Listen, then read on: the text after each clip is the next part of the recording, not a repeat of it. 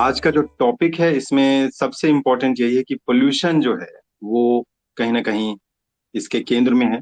हम पटाखे के खिलाफ नहीं हैं, लेकिन पोल्यूशन पर से जो है ये एक मेजर इश्यू है, खास करके दिल्ली जैसे शहर में जो कि ऑलरेडी काफी पोल्यूटेड रहता है। और इस कॉन्टेक्स्ट में, इस स्पेशल कॉन्टेक्स्ट में पोल्यूशन का छोटा भी कंट्रीब्यूशन, जो कि रिपोर्ट बहुत सारे कहते हैं कि बहुत ज्यादा शायद थोड़ा सा कंट्रीब्यूशन है, क्योंकि दिल्ली में जितना प्रदूषण होता है और ओवरऑल पराली के कारण या ट्रांसपोर्ट के कारण या फिर और भी प्लास्टिक जलाने के कारण या फिर तमाम और भी वजहों से, तो इन तमाम वजहों के बीच पोल्यूशन एक दिन दिवाली का जो है वो कहिए कि इन परसेंटेज टर्म्स बहुत छोटा दिखता है, लेकिन बात यह है कि ये ऑलरेडी सीवियर लेवल पे रहता है और इसमें थोड़ा भी एडिशन जो है वो काफी कॉम्प्लिकेट कर देता है चीजों को। और इसके कारण बच्चों पे, इन जानवरों पे, चिड़ियों पे, in fact old age people, even young people actually, जो कि बहुत सारे इफेक्ट्स इनविजिबल होते हैं शॉर्ट टर्म में। और इन इन इवन जो पेट में जो बच्चे होते हैं वो आर नॉट इवन बॉर्न, उन पे भी काफी इफेक्ट पड़ता है। और ये हम लोग जो है वो देख रहे हैं कि इसके तमाम स्टडीज, तमाम रिपोर्ट्स आ रहे हैं। तो इन तमाम बातों पे हम लोग चर्चा करेंगे। और मैं थोड़ा सा ब्रीफ इंट्रोडक्शन देना चाहूंगा कि हमारे साथ अभी कुणाल भास्कर जुड़े हैं एज ए को host. Kunal ministry of housing and urban development affairs में काम करते हैं और उन्होंने प्लास्टिक से रिलेटेड काफी कुछ काम जो है हाल के वर्षों में किया है मिनिस्ट्री में। हमारे साथ डॉक्टर आरिफ अहमद और डॉक्टर सौरभ सोनवानी इन्वायरमेंटलिस्ट जुड़े हुए हैं। डॉक्टर आरिफ असिस्टेंट प्रोफेसर है इन्वायरमेंटल साइंसेज के दौलत राम कॉलेज में। उनका स्पेशलाइजेशन वाटर पे है वैसे, लेकिन कहीं ना कहीं पोल्यूशन जो है वो एक ओवरऑल रिलेटेड इशू है, तो हम उनसे इसके बारे में भी जानेंगे कि किस तरीके से एयर पोल्यूशन जो है वो केवल सेग्रीगेटेड इंसिडेंट नहीं है, इसमें तमाम चीजें हैं। हमारे साथ डॉक्टर सौरभ सोनवानी भी जुड़े हैं। डॉक्टर सौरभ जाकिर हुसैन कॉलेज में पढ़ाते हैं और इन्होंने तमाम दुनिया भर में एयर पोल्यूशन पे काफी काम किया है, काफी सारे पेपर्स इन्होंने प्रेजेंट किए हैं। और हाल में ये आई लीप्स यूके की एक संस्था है, उसके साथ भी ये जुड़े हुए हैं। महक जुड़ी हैं। महक पीएचडी रिसर्चर हैं और योगा सीखती हैं, सिखाती हैं। तो महक से हम एक पर्सपेक्टिव उनका भी मिलेगा। और हमारे साथ अनुभा पांडे भी जुड़ी हैं, हु इज अ जर्नलिस्ट। और इसके अलावा आज हमारे साथ राजीव दुबे सर जुड़े हुए हैं। राजीव दुबे सर, आपका बहुत बहुत स्वागत कि आप जो है सो मतलब कि लास्ट मोमेंट पे आपने हम लोग के साथ ज्वाइन किया। तो खैर, अब इसको आगे बढ़ाते हैं। इससे सबसे पहली बात जो इशू है इसमें कि कहीं ना कहीं ये प्रॉब्लम पोल्यूशन का जो है वो कितना गंभीर है और उसको हमें कितने सीरियस होने की जरूरत है। मैं सबसे पहले बुलाना चाहूंगा सौरभ सोनवानी सर को।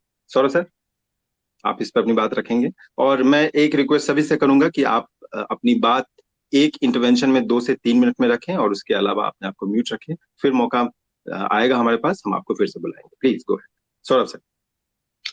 Uh, First of all, I would like to say thanks to Dr. Tilak and the team I Can Govern for inviting me for today's discussion. That is one very relevant topic.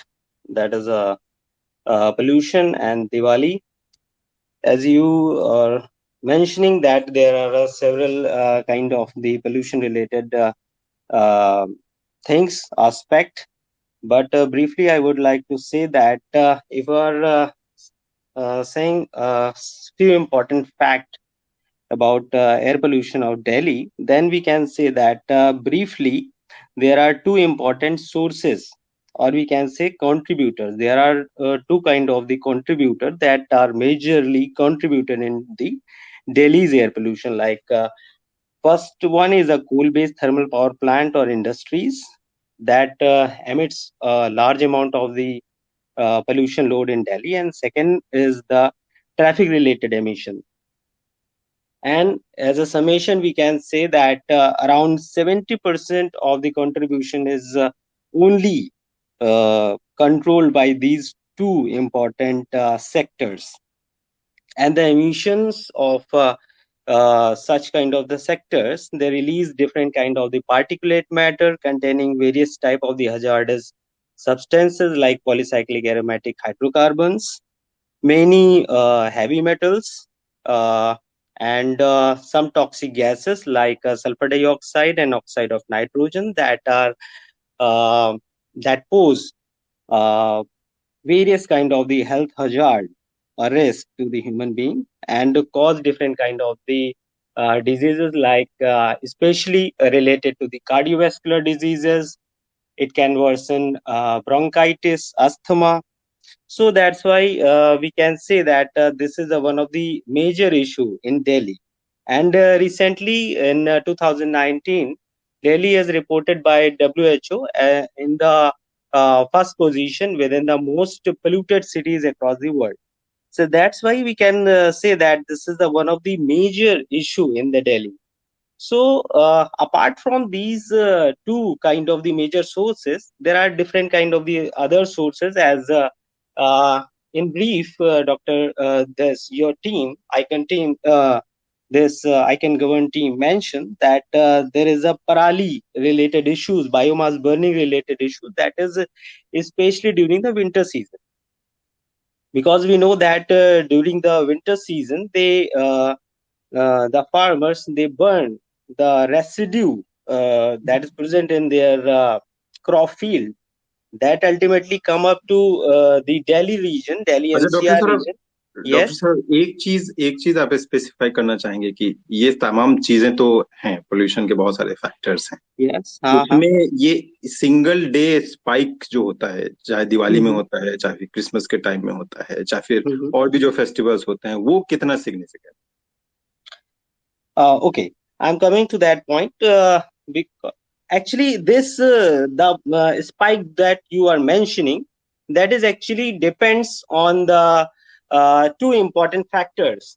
That is, you can explain on the basis of the population size of any area, and second one is the season, because we know that Diwali season is happen in the winter season, and the population size that I'm mentioning that if suppose there is a city or union territory or some state ठीक है, मतलब that is मतलब आप ये having कह रहे हैं कि बहुत less. सारे फैक्टर्स पे डिपेंड करता है, और इसमें एग्जैक्टली, बहुत सारे इसमें इसमें फैक्टर्स पे एयर है, डिपेंड कर. पोल्यूशन है, एरिया है, तमाम सारी चीजें होंगी।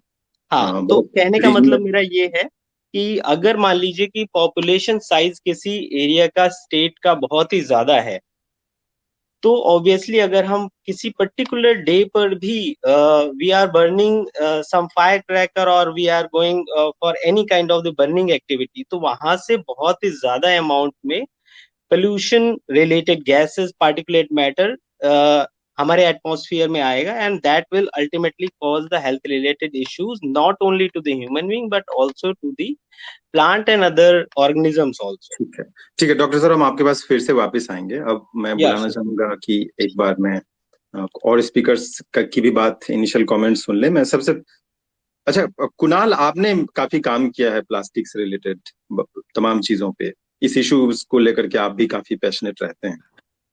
एज अ को होस्ट और एज अ गाइड और एज अ इस चर्चा में आप क्या कहना चाहेंगे?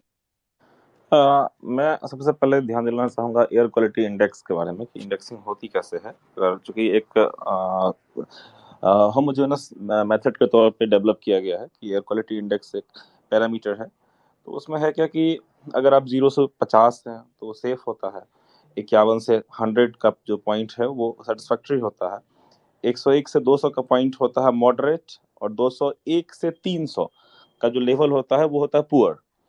तो सामान्यतः हम पुअर में ही रहते हैं, ठीक है। जो दिल्ली एनसीआर का एरिया है उसकी हम बात करें, विंटर के सीजन में हम पुअर से सीवियर पे आते हैं, जो 301 से 401 का पॉइंट है। और 500 के ऊपर कप का जो पॉइंट है वो तो खैर उसमें इन्वायरमेंटल इमरजेंसी डिक्लेयर करने का प्रोविजन है। तो जो वनडे स्पाइक की जहां तक बात है, वनडे स्पाइक में देखा गया है कि पिछले साल दिवाली का डाटा मैं देख रहा था, तो कहीं कहीं किसी किसी एरिया में जहां जहां ये मॉनिटरिंग मशीन लगी हुई है, किसी किसी एरिया में हम ऑलमोस्ट पॉल्यूशन इन इमरजेंसी के स्टेट तक पहुंच जाते हैं। तो इससे वनडे स्पाइक में देखिए प्रॉब्लम ये है कि जो प्री मेच्योर डिलीवरीज होती हैं उनका एक बहुत बड़ा वजह निकल के आया है जो इन्वायरमेंटल पॉल्यूशन होता है वो। तो खास करके जो प्रेग्नेंट लेडीज होती हैं और जो बच्चे हैं जो अस्थमा का जिनको शिकायत है, उन लोगों के लिए वन डे स्पाइक बहुत मैटर करता है, बहुत सिग्निफिकेंट मैटर करता है। ऑलरेडी वो पुअर में ही जी रहे होते हैं, इसी में सांस ले रहे होते हैं। तो इसलिए मैं चाहूंगा कि वैसे भी मैं लोगों को अपील करता हूँ, अपने घर में भी इम्प्लीमेंट कराता हूँ कि पटाखे से दिवाली का कोई कनेक्शन नहीं है। दिवाली जो मनाया जाता है वो श्री रामचंद्र जी के अयोध्या आने की खुशी में मनाया जाता है। और मैं श्योर हूँ कि उस टाइम में पटाखे नहीं थे जिस समय में रामचंद्र जी अयोध्या से आए थे। तो इसको कोई रिलेशन नहीं है, इसीलिए इसको धर्म से ना जोड़े। पटाखा एक अलग बिजनेस है और लोगों को आवाज सुनने में और रोशनी देखने में मजा आता है। तो बस इसके लिए पटाखे को दिवाली से जोड़ दिया गया है। और दिवाली से क्या, बहुत सारे ओकेजन है, दिवाली है 1 जनवरी को लोग जलाते हैं, तो इन सब क्रिसमस में लोग चलाते हैं, तो इन सब चीजों से जोड़ दिया गया है। तो मेरे ख्याल से पटाखा इंडस्ट्री को जो है वो कंप्लीट इंडस्ट्री पर फोकस करना होगा आपको। इंडस्ट्री के जो वर्कर हैं उनको कहीं और किसी और जगह, क्योंकि जो हमारा पूरा दुनिया है वो ऐसे इन्वायरमेंटल क्राइसिस के कगार पे पहुंचा, फ्रिंज पे पहुंचा हुआ है कि यहाँ ट्रांसफॉर्मेशन ही बचाव है। There is no planet B, जैसा कि सभी जानते हैं। तो कंप्लीट इन्वायरमेंटल ट्रांसफॉर्मेशन जो है उसके लिए एक यही कंपोनेंट नहीं है, बहुत सारे कंपोनेंट पे काम करना होगा। और मतलब कि इसका हालांकि इसमें एक प्रॉब्लम क्या है कि इन्वायरमेंटल जो डेथ्स होते हैं इनका जो है सो इनके डाटा की तरफ ध्यान लोगों का जाता नहीं है, और लोग डिसाइड नहीं कर पाते हैं कि ये जो मरे हैं उनका जो है सो किस रीजन से, वो कोई ना कोई इनडायरेक्ट रीजन हो जाता है कि अस्थमा था, कि ये था, कि वो था। लेकिन इसमें हमें ध्यान देने की जरूरत है, 10 लाख से ज्यादा लोग इंडिया में इन्वायरमेंटल डिजीज जो है उनसे मर रहे हैं। तो ऑलरेडी सिचुएशन काफी खराब है, काफी अलार्मिंग है। तो मैं यही कहना चाहूंगा कि हमें इस ओर ध्यान देने की जरूरत है। पटाखा तो अभी क्या, कभी नहीं होना चाहिए, इंडस्ट्री ही ट्रांसफॉर्म करवाना होगा। तो इसमें बहुत सारे एस्पेक्ट्स पे कुणाल आपने लाइट डाला, और ये बहुत ही इंपॉर्टेंट एस्पेक्ट है, खास करके दिवाली के बैकड्रॉप में। महक, आपको आवाज आ रही है? Sir can you Mahak hear me now? अभी मेरा आवाज आ रही है? हाँ हाँ, अभी आ रही है। क्या आप बताइए, आपने कुणाल जी की बात सुनी, डॉक्टर सौरभ की बात सुनी, अभी हम लोग राजीव और आरिफ सर के पास भी चलेंगे। How do you see it, और किस तरीके से आप इसको देखते हैं एज अ डेलीआइट? आप दिल्ली में आई बिलीव पली बड़ी हैं, यहाँ पर पढ़ाई कर रही हैं, इस इशू को बहुत करीब से देखती हैं, बताइए।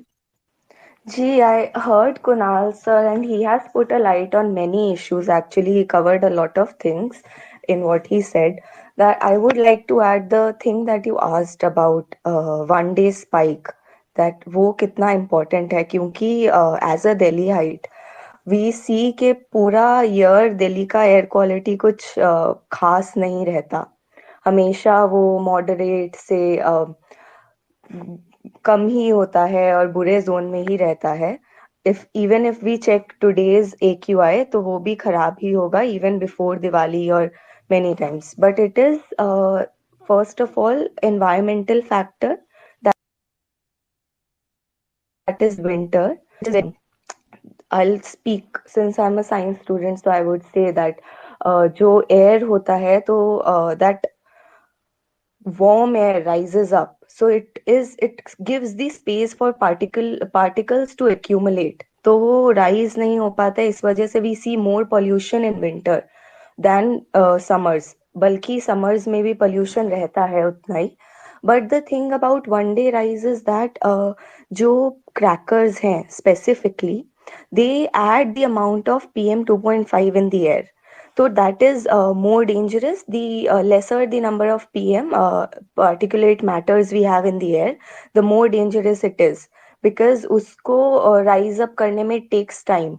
So we see के दिवाली के around 2-4 दिन तक, because of these burning of crackers, तो वो 3-4 दिन तक there is this smog जो हटता ही नहीं है पूरे time, and people can't go out for walks या फिर कुछ भी।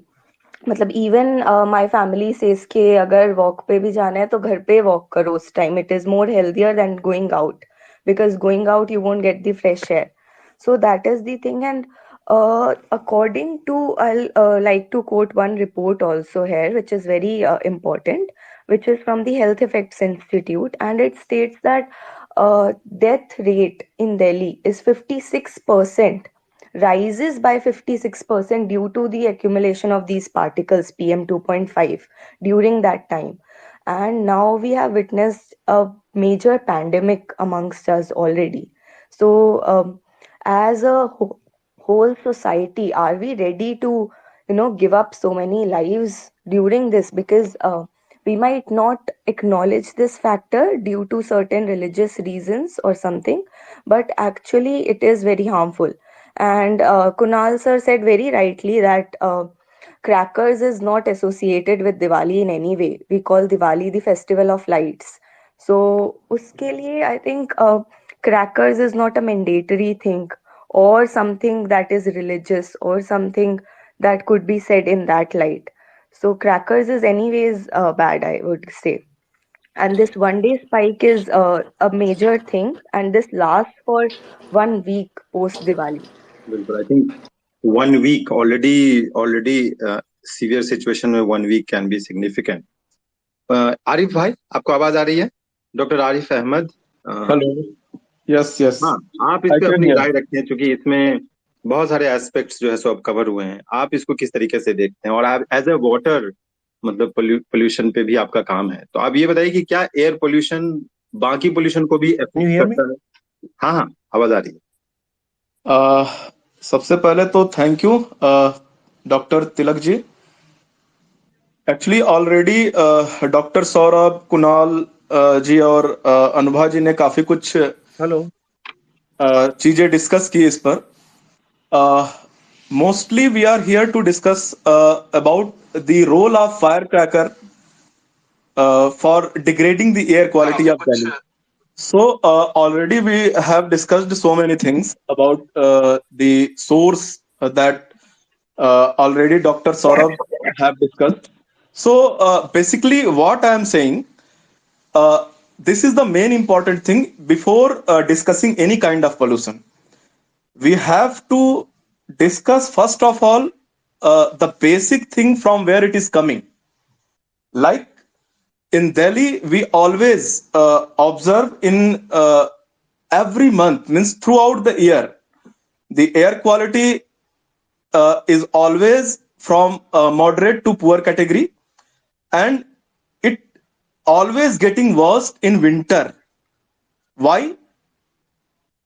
क्योंकि विंटर के टाइम पे बेसिकली जैसे अभी भी हम लोग ये चीजें देख पा रहे हैं कि एयर जो सर्कुलेशन है वो कम हो जाता है। अगर हम पास्ट फ्यू डेज का डेटा अगर उठा करके देखें एयर क्वालिटी इंडेक्स का, तो हम ये क्लियरली इस चीज को समझ पाएंगे कि वेदर पैटर्न या क्लाइमेटिक कंडीशंस किस तरह से हमारे एयर क्वालिटी को अफेक्ट करती हैं। जैसे रिसेंटली हमने जो है कुछ दिनों पहले जो है अच्छी खासी बारिश जो है मतलब दिल्ली में हमने ऑब्जर्व किया। तो रेनी सीजन बेसिकली जितने भी पार्टिकुलेट मैटर है, जितने भी जो है एटमॉस्फेरिक पोल्यूटेंट है, उनका डिपोजिशन जो है हो जाता है, जो कि हमारे एयर क्वालिटी इंडेक्स के कैलकुलेशन में जो भी फैक्टर्स, जो भी पोल्यूटेंट यूज किए जाते हैं इसको कैलकुलेट करने के लिए, उन सारे पोल्यूटेंट की कॉन्सेंट्रेशन को ये कम कर देते हैं। तो ऑटोमेटिकली हम एयर क्वालिटी इंडेक्स को अगर देखें तो it is below 150 in past few days. That is also not good.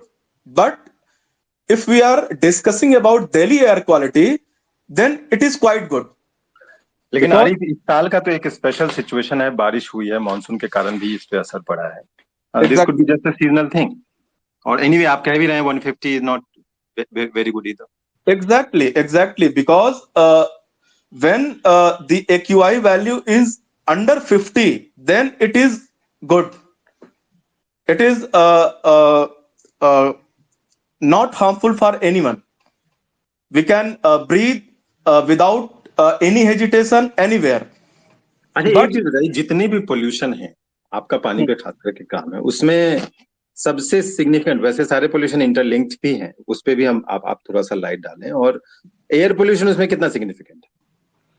Air pollution अपने आप में ही एक इंपॉर्टेंट चीज इसलिए हो जाती है, we can't live without air, like water, we can't live without air. अगर हमारे पास जो है ब्रीथ करने के लिए ढंग से अच्छी क्वालिटी के एयर अगर हम नहीं ले पा रहे हैं, तो हम ऐसे कह लीजिए सरवाइव नहीं कर पाएंगे, ठीक है। और मोस्ट इंपॉर्टेंटली WHO का डेटा है अभी रिसेंटली कि पूरी दुनिया में करीब पिछले साल का डेटा है कि 7 मिलियन पीपल की डेथ हुई है सिर्फ एयर क्वालिटी डिग्रेडेशन से, मतलब एयर पोल्यूशन की वजह से। तो ये अपने आप में एक बहुत बड़ा चैलेंज है पूरे वर्ल्ड के लिए। और जैसा कि अभी हम जिस चीज को डिस्कस कर रहे हैं, वन डे स्पाइक और फायर क्रैकर के बारे में, तो सबसे बड़ी चीज है कि जो फायर क्रैकर्स हैं, they not only cause air pollution, they also cause noise pollution also. क्योंकि जितने भी फायर क्रैकर्स हैं, नॉर्मली आज के डेट में हम अगर उसका डेसिबल इंटेंसिटी देखें तो वो अप्रोक्स 150 से 160 के अराउंड जो है जाती है। इसीलिए बीच में जो है 1-2 साल पहले जब आपके ये डॉक्टर हर्षवर्धन जी हेल्थ मिनिस्टर थे, उस टाइम पर एक ग्रीन क्रैकर का कॉन्सेप्ट आया था। तो ग्रीन ये क्रैकर आपने बहुत अच्छा पॉइंट निकाला। ये ग्रीन क्रैकर क्या है, इसके बारे में थोड़ा बिल्कुल, बताइए, कितना ग्रीन ग्रीन है? क्रैकर का जो कॉन्सेप्ट जो है डेवलप किया गया था, वो इसीलिए किया गया क्योंकि एक संस्था है CSIR की, नीरी, शायद आप लोगों ने नाम सुना होगा, जो बेसिकली इन्वायरमेंटल रिसर्च इंस्टीट्यूट से रिलेटेड है। तो इन्होंने एक जो ग्रीन क्रैकर की जो टेक्नोलॉजी है जो डेवलप किया, उसका मेन मोटो यही है। ग्रीन क्रैकर का सीधा सा मतलब है कि ये वो क्रैकर्स हैं which reduce the emission and decibel level, यानी जितने भी पॉल्यूटेंट हैं हमारे एयर में, जो भी कंट्रीब्यूटिंग चीजें हैं, बेसिकली हमारे फायर क्रैकर्स में होते क्या है, 4 कंपोनेंट मेन होते हैं। एक तो ऑक्सीडाइजर होता है, एक फ्यूल होता है, कुछ कलरिंग एजेंट होते हैं जो लाइट्स एमिट होती हैं अलग अलग कलर की, इसके अलावा बाइंडर्स होते हैं। और वो पूरा जो मटेरियल है वो अपने आप में ही एक बहुत बड़ा वेस्ट है। बहुत सारे जो है कार्डबोर्ड यूज होते हैं, प्लास्टिक के मटेरियल यूज होते हैं, बहुत सारी चीजें उसमें होती हैं। तो अल्टीमेटली अगर हम इस चीज को देखें तो बहुत सारे जो ऑक्सीडाइजर है, ऑक्सीडाइजर बेसिकली हम लोग उसमें परक्लोरेट का यूज करते हैं। तो जो परक्लोरेट होता है, परक्लोरेट सॉल्ट अपने आप में ये कह लीजिए कि ऑक्सीडाइजर का जब काम करता है तो ये बर्निंग के लिए जरूरी है, ठीक है। जब बर्निंग के लिए जरूरी है तो बर्निंग के बाद जो परक्लोरेट होता है बेसिकली एटमॉस्फेयर से ये डिपॉजिट होता है सॉइल में, और सॉइल से ये परकुलेट होकर के ग्राउंड वाटर में भी जाता है और सरफेस वाटर को भी कंटामिनेट करता है। एंड परक्लोरेट ये ऐसा पॉल्यूटेंट है जो कि बेसिकली अगर हम इसको इंजेस्ट करें थ्रू सॉइल और water, then it will affect our metabolism. Basically ये थायराइड ग्लैंड को जो है अफेक्ट करती है, जो हमारा हार्मोनल प्रोडक्शन है। तो थायराइड ग्लैंड का रोल, थायराइड हार्मोन का रोल हम सबको पता है, ठीक है। तो ये अपने आप में एक बहुत बड़ा जो है सिग्निफिकेंट पॉल्यूटेंट है। इसके अलावा जो चारकोल यूज होता है, उसमें चारकोल बेसिकली जो थर्मल पावर प्लांट है, हम हमेशा से जो है ये चीज सुनते आए हैं कि सॉक्स और नॉक्स, ये 2 ऐसे पोल्यूटेंट है जो बेसिकली आपके एटमॉस्फेयर में जो एयर पोल्यूशन है, जो भी पोल्यूटेंट है, आपके मेजर कंट्रीब्यूटर ये होते हैं। तो ये भी एक पोल्यूटेंट है जो कि जो है आपके फ्यूल जो चारकोल बर्निंग से जो है आता है उसमें। इसके अलावा डिफरेंट टाइप के जो मेटल्स हैं, जैसे कि ग्रीन कलर जो हमारे फायर क्रैकर्स में आता है, वो बेरियम नाइट्रेट उसमें यूज किया जाता है। ब्लू लाइट जो प्रोड्यूस मतलब आप होती ये है, कह रहे हैं कि ग्रीन क्रैकर भी जो है, जितना ग्रीन हम लोग उसको समझते हैं शायद उतना ग्रीन नहीं है। ग्रीन क्रैकर का कॉन्सेप्ट ही है कि उसमें जो पॉल्यूटेंट का लेवल है वो वो हम उसकी कम है। कंसंट्रेशन को कम कर दे रहे हैं, और जो डेसिबल लेवल है वो हम 150 जो नॉर्मल है उसको घटा करके 110 तक ले आ रहे हैं। बिल्कुल। ये कॉन्सेप्ट है जो ग्रीन अच्छा क्रैकर का। आरिफ तो भाई, एक चीज बताइए, आप मान लीजिए कि स्टूडेंट्स को पढ़ाते हैं बिल्कुल। यंग लोगों से आपका काफी इंटरेक्शन रहता है, यंग लोगों में क्या है, किस तरीके से वो इस इशू को देखते हैं, उन्हें किस तरीके से अप्रोच करना है, क्या इन्वायरमेंट पढ़ने वाले और नहीं पढ़ने वालों में भी अंतर होता है, इस तरीके की कोई बात है क्या? एक्चुअली ये सबसे बड़ी जिम्मेदारी हमारे यंग जनरेशन की ही है। यंग जनरेशन की इसलिए है because they are the future generation. The whole planet is actually in their hand. क्योंकि जो सस्टेनेबल डेवलपमेंट का जो कॉन्सेप्ट आया है वो इसीलिए आया है। जो सस्टेनेबिलिटी का कॉन्सेप्ट है उसका मेन थीम ही यही है कि जो हमारी आने वाली जनरेशन है, जो हम आज के डेट में जो हमें चीजें अवेलेबल हैं, चाहे वो एयर जिस कंडीशन में हमें चाहिए, मतलब clean air, clean water and proper access of food, there are so many things which we are required, means जिस कंडीशन में हमारे पास आज के डेट में है वो सारी चीजें हमें आने वाली जनरेशन को उसी फॉर्म में देनी है। तो उसके लिए ये सबसे बड़ी जिम्मेदारी हमारे यंग जनरेशन की हो जाती है कि वो इन चीजों से अवेयर रहे हैं और वो सारी एक्टिविटीज जो कि इन्वायरमेंट को डिग्रेड करती है उसे वो कंप्लीटली अपने लाइफ स्टाइल से हटा दे। आई होप कि आप जो कह रहे हैं ये बातें यंग जनरेशन भी उसी तरीके से लेता है। आरिफ, आपके पास फिर से वापस आएंगे, राजीव सर के पास चलते हैं। राजीव दुबे सर, आपको आवाज आ रही है? राजीव सर, आपकी आवाज नहीं आ रही है, अभी आप बोल रहे हैं क्या? अच्छा, I think Rajiv sir is again facing some issue. Meanwhile जब तक राजीव सर वापस आते हैं, एक अनुभा के पास चलते हैं। आई थिंक अनुभा आपको अब क्लियरली आवाज आ रही है, आप बताइए ये जितनी चर्चा आपने सुनी क्या कहेंगे please. First of all hi everyone and thank you for inviting me here. और काफी इश्यूज आ रहे थे इसलिए मैंने सारी बातें तो मैं नहीं सुन पाई हूँ, बट अभी लास्ट पॉइंट मैंने सुना कि यंग जनरेशन का इन पॉल्यूशन या फिर सस्टेनेबिलिटी में कितना रोल हो सकता है। So being a 23 year old, मुझे लगता है कि मेरे आसपास भी मेरे एज ग्रुप के ही ज्यादा लोग हैं, और इस पे ही मैं बोलना चाहूंगी कि obviously like the sir has said कि यंग जनरेशन ही, मतलब जो इस समय की यंग जनरेशन है वही फ्यूचर है, कि कैसे आप अपने एनवायरनमेंट को या फिर पॉल्यूशन के लेवल को या फिर जितनी भी चीजें आप कैसे रखना चाहेंगे। तो इसके लिए हाँ, काफी लोगों को अवेयरनेस है, काफी लोगों को अवेयरनेस हो रही है कि हमारे प्रैक्टिसेस से, जैसे कि फायर क्रैकर्स हो गया या फिर और भी जो प्रैक्टिसेस हमको डेली लाइफ में फॉलो करनी होती है, उससे एनवायरनमेंट में क्या फर्क पड़ेगा। But still I would say कि मोस्ट पीपल आर इनडिफरेंट, उनको ज्यादा कुछ फर्क अभी भी नहीं पड़ता है, इवन आफ्टर नोइंग कि इससे कोई बैड इम्पैक्ट पड़ सकता है एनवायरनमेंट में। But still having the knowledge is not sufficient, I believe. जब तक आप उस चीज को अपनी रिस्पॉन्सिबिलिटी नहीं समझते हो, जब तक आप उस चीज को समझते नहीं हो कि it's not only the government who is going to do work or who is going to work in this direction, you also have responsibility, some sort of responsibility towards your environment and the world you are living in, तब तक वो चीज इतनी आप responsibility के साथ नहीं follow कर सकते, और तब आपको डिसीजन लेने में भी आसानी होगी कि अगर फायर क्रैकर्स की बात है तो आप फायर क्रैकर्स जलाना चाह रहे हो या नहीं जलाना चाह रहे हो। मे बी एक इंसान थोड़े बहुत जलाए तो कुछ ज्यादा फर्क ना पड़े एनवायरनमेंट में, बट यहाँ पे एक रिस्पॉन्सिबिलिटी की बात होती है, एक स्टेप लेने की बात होती है कि क्या आप स्टेप इस तरफ ले रहे हो या नहीं।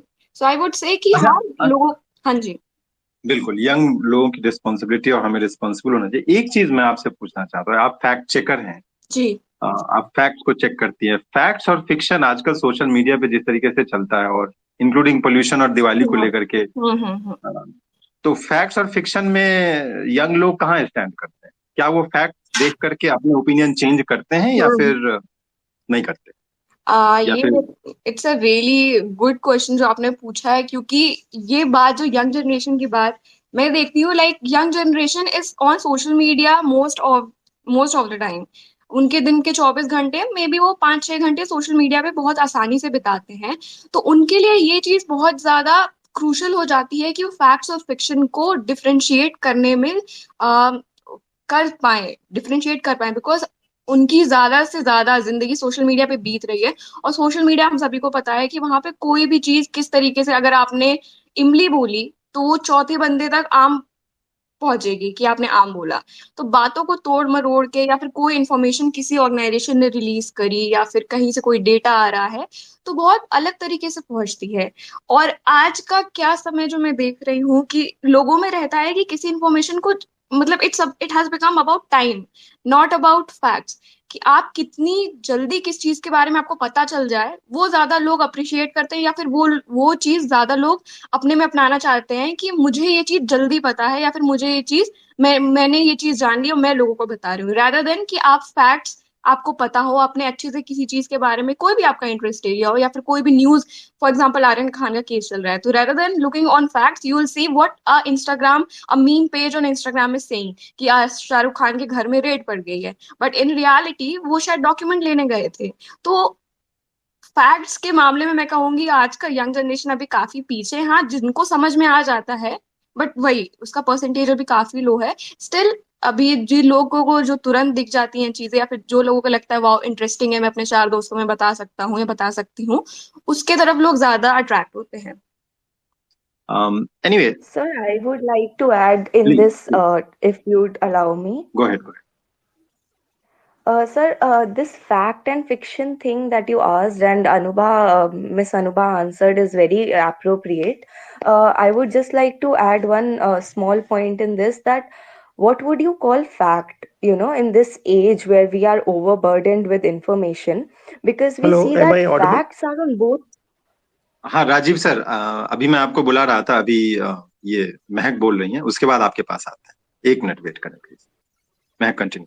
Sir, yes, sir. So I was saying that facts are on both sides. That you will see that IIT Kanpur in 2016 released a report which said that crackers do not contribute to pollution as much as the other factors. So we need to concentrate on other factors. But we see that 2019 Health Effects Institute released the reports that there is rise of 56% in pollution due to crackers.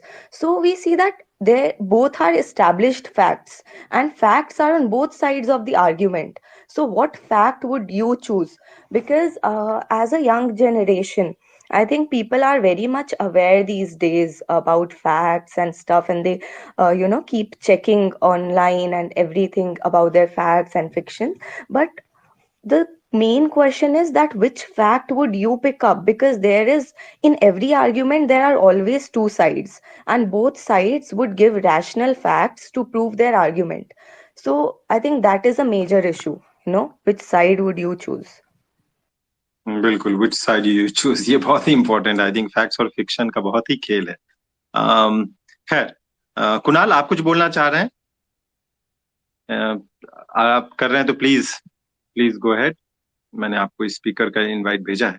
Meanwhile एक बार फिर से हम लोग Rajiv sir भी फिर से नहीं दिख रहे हैं। चलते हैं डॉक्टर सौरभ के पास। डॉक्टर सौरभ, आप साइंटिस्ट भी हैं, फैक्ट्स फिक्शन पे बात हो रही है, आपने बहुत सारी बातें कही, और कहीं ना कहीं यही सबसे इम्पोर्टेंट पॉइंट है कि उसमें अगर आप रिलीजन कहें कि भाई ये बाकी धर्म वाले करते हैं, इरिस्पॉन्सिबल हैं, तो हम भी ऐसे ही करेंगे, बाकी लोग करते हैं इसलिए हम भी करेंगे, ये तमाम तरीके के जो आर्गुमेंट्स हैं, ये भी कहीं ना कहीं फैक्ट्स फिक्शन से जुड़ा हुआ है। As a scientist, as an environmentalist, क्या कहेंगे आप? सबसे पहले मैं एक चीज ऐड करना चाहूंगा जो महक ने अभी जस्ट मेंशन किया, कि जो फैक्ट्स होते हैं, कभी किसी रिपोर्ट में आपने देखा कि firecracker is not adding so much of the pollution load in the environment or in atmosphere, but some report or scientific study is saying that there is so much of significant contribution in the environment in relation to the firecracker. तो अगर आप उसको बहुत ही अच्छे से analyse करना चाहेंगे तो रिपोर्ट में आप एक बहुत ही इंपॉर्टेंट चीज होती है कि सैंपल साइज क्या है, सैम्पलिंग लोकेशन क्या है। सपोज अगर आप की जो सैम्पलिंग लोकेशन है वो मान लीजिए कि अगर इंडस्ट्रीज के पास में है, तो ऑब्वियसली अगर इंडस्ट्री के पास में आपने सैंपल कलेक्ट किया है और वहां पे रेसिडेंशियल एरिया नहीं है, तो आप ये ऑब्वियसली आप समझ सकते हैं कि वहां पे जो कंट्रीब्यूशन होगा वो इंडस्ट्रियल एमिशन का कंट्रीब्यूशन ऑलमोस्ट 80-90% हो सकता है। सिंस वहां पे रेसिडेंशियल एरिया नहीं है, फायर क्रैकर एक्टिविटीज भी कम होंगी, तो ऑब्वियसली वहां पे फायर क्रैकर्स रिलेटेड एमिशन कम होगा, right. In contrary to this, suppose अगर we are collecting some sample, air sample in some residential area, तो ऑब्वियसली अगर दिवाली सीजन या इस तरह का जो फायर क्रैकिंग एक्टिविटीज है, वहां पे रेसिडेंशियल एरिया जो होगा वहां पे ज्यादा होंगी, तो उससे अच्छा सौरभ रिलेटेड सर, जो एक चीज पोल्यूशन बताइए, ये इमिशन होगा बहुत वो सारे ज्यादा लोग जो कॉमन कॉमन भाषा में अगर आप लोगों को कहेंगे तो मे बी ये सैम्पलिंग वाली बात ये लोगों को उतनी समझ में नहीं, कॉमन लैंग्वेज में इसको किस तरीके से लोगों को कैसे समझाएंगे कि भाई ये प्रॉब्लम जो है सो यहाँ पे ज्यादा है, शायद यहाँ पे हमें ज्यादा रिस्पॉन्सिबल होने की जरूरत है, रादर देन कि हाँ हम लोग कह रहे हैं कि हाँ ओवरऑल फ्लैट एक बैन हो जाना चाहिए, इस सिंपली तरीके की बात। सिंपली आप इसको ऐसे अंडरस्टैंड कर सकते हैं कि जहां पे रेसिडेंशियल एरिया होगा वहां पे अगर ऑब्वियसली फायर क्रैकर एक्टिविटी क्या होगा, एक किसी ना किसी कल्चरल एक्टिविटीज फेस्टिवल का पार्ट होगा हमारा, तो वहां पे जहाँ पे पॉपुलेशन साइज ज्यादा होगा, जैसे कि मैंने स्टार्ट में ही बोला था कि दो मेजर फैक्टर होते हैं दिवाली के कंटेक्स में, कि पॉपुलेशन कहाँ पे ज्यादा है, तो पॉपुलेशन जहाँ पे ज्यादा होगी वहीं पे इस तरह का जो एमिशन होगा वो ज्यादा होगा, दिवाली रिलेटेड एमिशन या फायर क्रैकर रिलेटेड एमिशन ज्यादा होगा, तो उसके कंटेक्स में हम एनालाइज कर सकते हैं कि वाकई में वहां का जो लोड होगा वो फायर क्रैकर की एक्टिविटीज की वजह से वहां पे कॉन्सेंट्रेशन राइज हो रहा है। नहीं, जो ये बात, ऐसी ये बातें स्टडी, जो आप कह रहे हैं डॉक्टर सौरभ, ये तमाम पेपर अखबार ये सारी चीजें, रिसर्च, ये सारी चीजें तो कह ही रही हैं, लेकिन हम यहाँ पे ये प्रॉब्लम फेस कर रहे हैं कि किस तरीके से ये लोगों तक ये बात पहुंचे। एनीवेज, हम आपके पास एक बार फिर से वापस आएंगे, कुणाल के पास चलते हैं। कुणाल, क्या कहेंगे आप? आपने तमाम चर्चा सुनी। मैं आपकी बात को ही कंटिन्यू करना चाहूंगा कि किस तरह से लोगों को ये बात पहुंचे। तो लोगों को ये बात पहुंचे, सोशल मीडिया में बहुत सारे जगह पे अपील होता है, किया जाता है कि आप दिवाली पे हो या फिर दशहरा हो या फिर ईद हो या फिर क्रिसमस हो, आप पटाखे नहीं जलाएं। इससे पर्यावरण में प्रदूषण का लेवल एक बार बहुत अचानक से स्पाइक करता है, ऊपर जाता है। तो मुख्य मुद्दा ये है कि किस तरह से लोगों को ये तक ये बात पहुंचे। तो मैं बोलूँगा कि कितना हमारे पास, अभी मैं स्क्रीन पे देख रहा हूँ, 8 स्पीकर हैं हमारे पास, 8 मेंबर्स यहाँ पे जुड़े हुए हैं। अगर हम एक छोटा सा 2 लाइन, ये 5-7 लाइन का कन्विंसिंग प्लेज बना करके आगे 2 लोगों को ये दिलवा लें और उनसे बोले कि आप आगे 2 लोगों को दिलवा लें, तो मे बी हम अपना बीट जरूर कर पाएंगे। Do your own beat. मतलब हमें अपने तो अपना इस पे बिट करने की बहुत जरूरत है। ये बहुत अच्छी बात आपने कही है, हाँ, क्योंकि हम लोग का जो प्लेटफॉर्म है आई कैन गवर्न, ये इसमें भी हम लोग यही कुछ प्रयास करते हैं कि शुरुआत हम खुद से करें। मैं अभी जो एज ए लिसनर हैं, हमारे साथ 2 लोग जुड़े हैं, चंद्रगुप्त जी जुड़े हैं और श्रीकांत जुड़े हुए हैं। अगर आप लोग भी कुछ बोलना चाहते हो तो मैंने आपको इनवाइट भेजा है, please feel free to join and contribute. अच्छा, इसमें एक बहुत इंपॉर्टेंट एस्पेक्ट है जो मुझे लगता है कि जो शायद साइंस से जुड़ा हुआ नहीं है। उसमें बहुत सारे इमोशंस जुड़ जाते हैं। लोग कहते हैं कि भाई एक दिन पटाखे जला रहे हैं, इसमें फिर एक दिन जलाने से क्या होगा, क्या? नहीं, मैं तो तिलक 1 मिनट, मैं आपकी बात को यहाँ पे रुकूंगा कि मैं जब फर्स्ट टाइम जब मैं बता रहा था तो मैंने क्लियरली बता दिया कि डोंट को रिलेट दिस पटाखा टू दिवाली, बिकॉज राम जी जब आए हुए थे अयोध्या से वापस, दिवाली उसके लिए मनाया जाता है। और मैं दावे के साथ कह सकता हूँ कि तब का पटाखा भी अगर होगा तो वो पटाखा जो इस तरह का पॉल्यूशन फैला रहा उन पदार्थों से नहीं बना होगा। तो पटाखा तो तब था ही नहीं, पहली बात। तो इसको जो आदमी इसको प्रोपेगेट करते हैं कि हम एक दिन, वो जिद है, मूर्खता है, सनक है, और कुछ भी नहीं है। चलिए तिलक, आप हेलो I would हेलो, हाँ can I also add something to it? So जो दिवाली और फायर क्रैकर्स की बात आएगी तो उसमें मैं ये बोलना चाहती हूँ, I am from Ayodhya, my home town is Ayodhya. मेरी दादी का घर अयोध्या से 20-30 किलोमीटर दूर पे है। और दिवाली और पटाखे का जो ये बनाया गया है कॉम्बिनेशन की दिवाली है तो पटाखे जलने ही जलने हैं, वो जैसे सर ने बोला कि वो मूर्खता ही है। अगर आपको अपने सेलिब्रेशन के लिए, आपको अपनी ये जो आतिशबाजी देखनी है, उसके लिए आप इस चीज को फेस्टिवल के साथ एसोसिएट कर रहे हो, तो वो ना एनवायरनमेंट के लिए अच्छा है, ना ही आप अपने जो और आपके घर में आगे वाली जनरेशन है उनको भी आप कोई एक अच्छा मैसेज प्रोपोगेट नहीं कर रहे हो। बिकॉज जो भी हमारे यहाँ फेस्टिवल या फिर सेलिब्रेशन होते हैं वो किसी उसका मोटिव कुछ और होता है। अगर दशहरा की बात कर ले, बुराई पर अच्छाई की जीत, तो ये सारे मोटिव को या फिर ये सारे जो मैसेजेस हैं उनको प्रोपोगेट करना चाहिए, rather देन कि आप किसी चीज को एसोसिएट कर दो, वो भी इस तरीके की चीज जिससे एनवायरनमेंट को नुकसान हो रहा है। मे बी बहुत ज्यादा स्तर पे नहीं हो रहा है अगर हम और चीजों से कंपेयर करें, बट हाँ नुकसान तो हो ही रहा है उससे। अच्छा अनुभव, आपने बहुत अच्छी बात कही। आप अयोध्या से हैं और यूपी में इलेक्शन है आने वाले समय में, और आप जी जर्नलिस्ट भी हैं, तो ये एक टेक्निकली कंट्रोवर्शियल क्वेश्चन हो सकता है, लेकिन आई थिंक ये एक इम्पोर्टेंट एस्पेक्ट है जिस पे हम लोग को बात थोड़ी सी करनी चाहिए। जी। अब एक चीज पे आप बताइए कि मान लीजिए जैसे लोग कहते हैं कि भाई हमने आप हिंदुओं के त्योहारों पे ही आप क्यों मतलब इस तरीके से बात करते हैं, आप जो है सो बाकी धर्म में भी बहुत कुछ होता है उस पे जो है सो आप क्यों नहीं चर्चा करते हैं। हम्म इस तरीके की जो बातें होती हैं, हम्म आप यूपी से हैं, अयोध्या से हम्म हैं, जर्नलिस्ट हैं, दिल्ली में बेस्ड हैं, यंग हम्म हैं, एनर्जेटिक हैं, आप सोशल मीडिया पे काफी एक्टिव हैं, हम्म। क्या कहेंगे आप? देखिए ये वाली जो अब फैक्ट्स और फिक्शन वाली जो बात होती है, वो जो बात हो रही है कि हर चीज के दो पहलू होते हैं, वो इन जगह पे आ जाती है। जी, हर चीज के दो पहलू होते हैं। और ये बात सिटीजन्स के ऊपर ये बात ज्यादा आ जाती है रेदर देन की जो पॉलिटिशियन है, कि सिटीजन जो है जिस जगह के, वो कितनी समझदारी से किन चीजों को ले रहे हैं। देखिए अगर आप हिंदुओं का त्योहार है उसमें भी फायर क्रैकर्स की बात हो रही है, तो ऐसा नहीं है कि अगर आप उस समय कोई हिंदू परिवार पटाखा जला रहा है तो उसको इफेक्ट नहीं पड़ेगा और बाकी रिलीजन के लोगों को पड़ेगा। ये एक इंसानियत वाली बात हो जाती है, ह्यूमैनिटी की बात है कि उस चीजों पे इतना इफेक्ट पड़ेगा। और हाँ, बात करते हैं लोग, बिल्कुल ये चर्चाएं होती है कि हिंदू फेस्टिवल पे होता है और किसी और रिलीजन के फेस्टिवल पे नहीं होता है। तो ये सारी चीजें तो अब पॉलिटिकली कहीं पे इन चीजों को इग्नाइट भी किया जाता है। तो वो सब तो part and parcel of of living in this country with so many different religion and culture, वो वाली चीज आ जाती है। बट अगर कोई समझदार इंसान होगा, जो समझदार जिनको है, मतलब जो सच में समझदारी से अपने पॉलिटिशियन या फिर ये चीजें चूज करते हैं, उनको जितना मैंने लोगों से बात करी है, मुझे नहीं लगता उनको इन सब चीजों से कुछ खास फर्क पड़ता है। ट्विटर पे ट्विटर फाइट्स के लिए ये सारे टॉपिक्स अच्छे होते हैं, बट जब रियलिटी में आप वोट देते हो या फिर अपना एक पॉलिटिकल ओपिनियन बनाते हो, तो वहां पे ये सारी चीजें इतनी मैटर नहीं करती मेरे हिसाब से।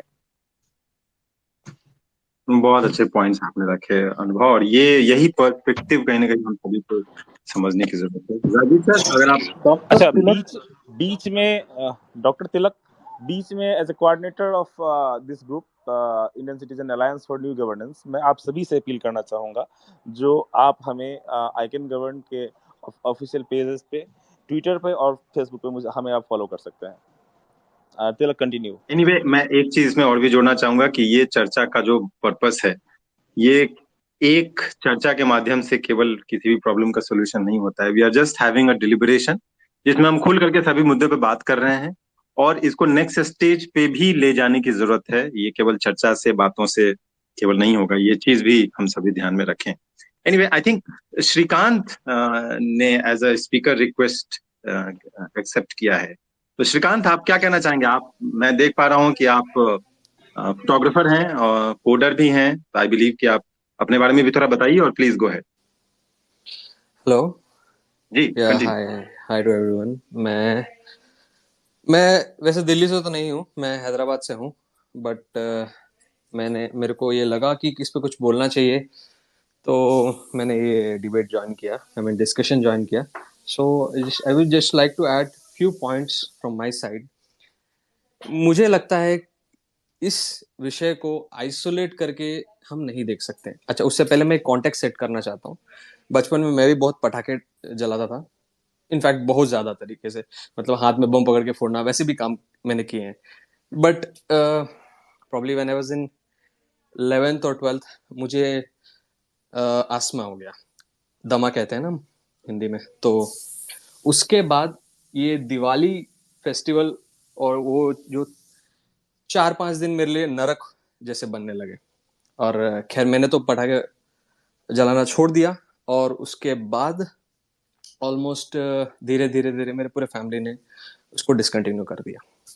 आज भी इवन मैं जब साइकिलिंग करने भी जाता हूँ या फिर मैं बस बाहर निकलता हूँ तो not before this pandemic, even इससे पहले भी मैं अगर राइडिंग करता था, मतलब बाइक पे जाता था, तब भी मैं मास्क पहन के ही चलता था।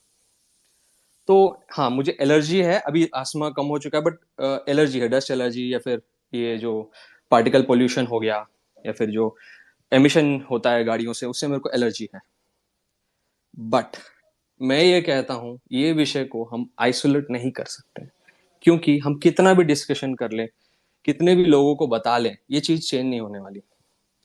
एक छोटा सा एग्जांपल दूंगा, थोड़ा डिफरेंट चीज बताऊं मैं आपको। हैदराबाद में एक लेक है, हुसैन सागर। वहां क्या होता है, हर साल गणेश चतुर्थी में इमर्शन होता है, हमारे आइडल इमर्शन। तो उसको मुझे आइडल पर्सनली पूछेंगे, हमारे यहाँ क्ले आइडल्स आते हैं, तो मुझे ये जो लेक वाटर बॉडीज पोल्यूट करना पसंद नहीं है। बट वहाँ हर साल वहाँ पे थाउजेंड्स ऑफ आइडल इमर्स होते हैं, उसको स्टॉप नहीं किया जा सकता, क्योंकि पॉलिटिकल ग्रुप्स और रिलीजियस ग्रुप्स उस पर आपत्ति जताते हैं। ठीक है, वहां तक के ठीक है, बट लोग उनको उस चीज को स्टॉप कैसे करवाएंगे, इम्पॉसिबल है। वो तो मुझे पता है इम्पॉसिबल है। और जो करवाना चाहते हैं उनकी भी एक साइड हिपोक्रेसी लगती है, क्योंकि 365 डेज उस लेक में सीवेज वाटर डंप होता है। तो एक दिन का इमर्शन क्या फर्क पड़ जाता है, ये लोग क्रॉस क्वेश्चन करते हैं। सिमिलरली, जब तक कि हम बाकी चीजों को नहीं कर पाएंगे, अब हम कितना भी डिस्कशन कर ले, मैं कितना भी फॉर में हूं क्रैकर बैन करने के लिए, हम जब तक बाकी चीजों को एड्रेस नहीं करेंगे, हम हमारा पूरा डिस्कशन ही व्यर्थ है। इसके ये श्रीकांत, आपने जो पॉइंट उठाया, ये असली प्रॉब्लम की जड़ में है, और आपका पर्सनल एक्सपीरियंस जो आप शेयर किए हैं, I think this is very very relevant. और कहीं ना कहीं ये हम सभी को सेंसिटिव होने की तरफ ये है। और ये कोई दिवाली का प्रॉब्लम नहीं है, कोई गणेश चतुर्थी के दिन का प्रॉब्लम नहीं है, ये राउंड द ईयर प्रॉब्लम है, और इसको हमें कंसिस्टेंटली टेकअप करने की जरूरत है। I think very very valid point Shrikant, thank you so much कि आपने अपनी बात रखी। और राजीव सर को एक बार फिर से मैं बुलाना चाहूंगा। राजीव सर, मैंने फिर से आपको स्पीकर बुलाया था, और आई थिंक अभी आप एक्सेप्ट कर पा रहे हैं, तो प्लीज गो अहेड। आरिफ, आप कुछ कहना चाह रहे हैं? राजीव सर भी लिसनर ही बिल्कुल है। बिल्कुल, मैं कुछ ऐड करना चाहूंगा। अभी जैसे जिस चीज को लेकर के बात हो रही थी कि जो कंप्लीट बैन की बात हो रही है, और उसको कई सारे जो है एंगल से हम लोग उसको देख रहे हैं। तो उसके लिए देखिए, बैन जरूरी है या Hello, नहीं जरूरी है। Hello, I hope I am audible. तो हाँ So I sir, cannot hear anyone else Rajiv sir, speaking or anyone हम else giving a response. I assume that I am audible. Yes sir, you are I have had the opportunity to listen सुनी to लेते हैं। a very good opinion from the speakers on the group, on the space. And it is always enlightening to hear opinion from a variety of background people. My point is not specifically trying to give data, because the data is available in the public domain. Abundant data is available. And there have been court hearings also by Supreme Court, Honorable Supreme Court itself, and the data was presented there too. I have a point in terms of how we intend to address significantly severe problems like air pollution, and are our approaches consistent with the approach that should be followed in terms of fairness of implementation, in terms of community concerns and community interest? Are they justifiable in their uniformity in application, or they are non-uniform and offhandedly applied to communities which are silent in nature, which do not come to the streets on the issues of concern which affect that particular community or interest groups? So that is where the problem arises. Being a person from technology background, I very well understand what can bring down the pollution and what cannot bring down the pollution. Let us take a very important report which was brought to the notice of Honorable Supreme Court. In that report, which is from one of our premier institutions, that is IIT Kanpur, it clearly brought out that the pollution from crackers on the day of Diwali, what we see, if you look at overall pollution, it does not fall even in top 15. The topmost in that list was pollution from construction activity. Then there was pollution from vehicular traffic, and there was pollution from bad infrastructure. Now, as a community or as a governance model, we do not address these issues. We do not have any say or any approach to handling these issues uniformly. But when one day of Diwali, which is the biggest festival of Hindus, comes, we want to apply all kind of pollution norms. Why is it so? And why is it so one-sided approach that is followed? So there will be a natural reaction in the minds of people. In spite of having some of the best intent that we want to bring down the pollution, if we apply anything in such a large-handed manner, blanket bans are applied rather than adopting a moderate approach, then naturally the reaction would come and people would doubt the genuineness of the exercise. And that's where this approach is failing. In my opinion, any activity in excess is what causes pollution. Otherwise, the entire human existence itself is a pollution on the face of the planet. Anything that human beings do other than eating vegetarian food and excreting in the open air, everything else is a pollution, because whenever the moment you build something new, which is non-natural, you are creating pollution. Are we going to stop the entire civilization because of that? Are we going to stop all the vehicles on the road? Are we going to stop building the roads itself? Because the roads are also pollution. They are polluting the soil. The material which is used in road construction, do you think that it does not go under the soil and corrupts the water? It does. The buildings that we build, the large sky rises that we live in, the spaces that we create, the concrete which we dump on the soil, is that not a pollution? Are we going to stop that and start living in mud houses? The food that we cook, the fire that we burn is a pollution. The LPG gas that we use, the production plants for those gases are a pollution. Are we going to stop them? Do we have the courage to put a blanket stop to all those activities? We do not have that courage. We have the courage to stop the biggest Hindu festival for kids to go and celebrate and have some fun and joy together, because we know that these guys will not come on the streets and fight against us. That's the core reason why we preach this pollution lesson to Hindu community with such impunity, that we do not think that something which has been celebrated for hundreds of years. We demand that, is there a sanction of your religious scriptures? What do you mean by that? Our religious scriptures are 5,000 years old. Do you expect that we will go and find out a sanction? Rajiv sir, इस तमाम बातों पे कुणाल ने और सभी लोगों ने अपने कमेंट्स किए हैं। मैं माफी चाहूंगा क्योंकि समय हमारे पास बिल्कुल खत्म है, 2 मिनट बचे हैं। आरिफ भाई, आप 1 मिनट में अपनी बात रखें और उसके बाद रैप अप करते हैं। बिल्कुल।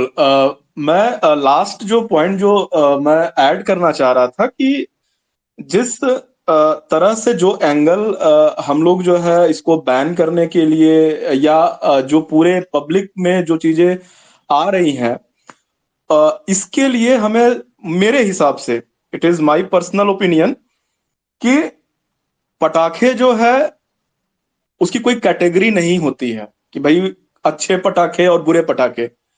पटाखे अगर गड़बड़ है या अगर वो हमारे एयर क्वालिटी को जो है डिग्रेड कर रहे हैं, तो वो it should be ban through out the world irrespective of a particular festival.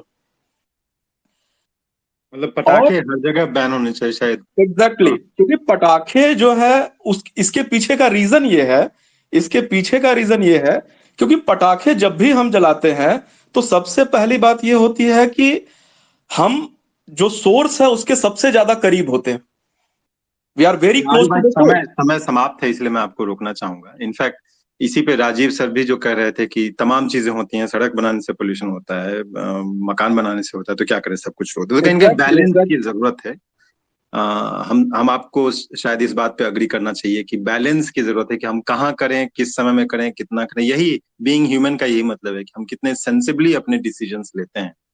और तिलक जी, यहाँ पे मैं एक चीज ऐड करना चाहूंगा। जैसे कि आरिफ सर ने बोला है सिंपली हम अगर पर्सनल लेवल पे जाए तो हम एक चीज ये कर सकते हैं कि we can take a pledge, क्योंकि हम दूसरे को नहीं रोक सकते, हम बिजनेस किसी का स्टॉप नहीं कर सकते, तो हम अपने लिए खुद का एक प्लेज ले सकते हैं कि मैं और मेरी फैमिली क्रैकर्स को लाइटनिंग नहीं करेंगे, आगे से पटाखे नहीं जलाएंगे। That can be a better option. अगर हम पर्सनली खुद से ये एक स्टेप लेते हैं, I think future will be better, more far better as चलिए, compare to thank the you so present much. One. Thank you या सो मच। समय समाप्त है, इसलिए मैं आपको रोकना चाहूंगा। चंद्रगुप्त जी, बाकी लोगों से मैं माफी चाहूंगा कि चूंकि टेक्निकल इश्यूज के कारण या और भी वजह से आप ज्वाइन नहीं कर पाएंगे। लास्ट में एक चीज मैं बस इसमें जोड़ना चाहूंगा कि जो कॉन्स्टिट्यूशन उसके आर्टिकल 51A(f) में स्टेट को इस बात की फंडामेंटल ड्यूटी है कि वो हर सिटीजन के धर्म की, उसके हेरिटेज की, उसके कल्चर की रक्षा करे। और इसी से जुड़ा हुआ सुप्रीम कोर्ट का भी एक जजमेंट है, जिसमें सुप्रीम कोर्ट ने एक स्टेटमेंट दिया कि इट इज दस that the genius of India has been able to find unity in diversity by assimilating the best of all creeds and cultures। मतलब किसी भी सभ्यता संस्कृति की जो बेस्ट प्रैक्टिसेस है उसको अडॉप्ट करके हम आज जो हैं वो हैं। इसीलिए हम अपने आप को जो एक महान देश मानते हैं, वो कहीं ना कहीं इसी जीनियस को रिप्रेजेंट करता है कि हम सबसे जो बेस्ट चीजें हैं वो अडॉप्ट करते हैं, और जो चीजें इरेलीवेंट हो जाती हैं उसको समय के साथ अगर छोड़ने की नौबत आ जाती है तो हम उस पर टिके नहीं रहते, हम उसे छोड़ के आगे बढ़ते हैं। इसी पॉजिटिव नोट पे आप सभी से अनुमति चाहेंगे, और आप सभी से एक बार फिर से आग्रह करेंगे कि ये चर्चा केवल इस चर्चा के माध्यम से अंत नहीं होना चाहिए। आप सभी इस यात्रा में साथ आए और let's do it together. Pledge लेके हो और भी जो भी रास्ते हैं, let's try to do it together and let's make it happen. Let's make Delhi की दिल्ली को शायद दुनिया के सबसे सुंदरतम, सबसे बेहतरीन शहरों में, केवल दिल्ली नहीं पूरे देश को हम ऐसा एक ऐसा देश बनाए जहां पर कि हर जगह खुली हवा में लोग सांस ले सके, शांति से बैठ सकें, नदी के किनारे कई केवल यमुना के लिए हमें यमुनोत्री नहीं जाना पड़े, दिल्ली में भी हम बैठ करके यमुना के हवा का आनंद ले सकें। आप सब ने ज्वाइन किया, बहुत बहुत धन्यवाद। Thank you so much. Thank you, thank you, thank you, Thank you, sir. Thank you everyone, goodbye. Thank you.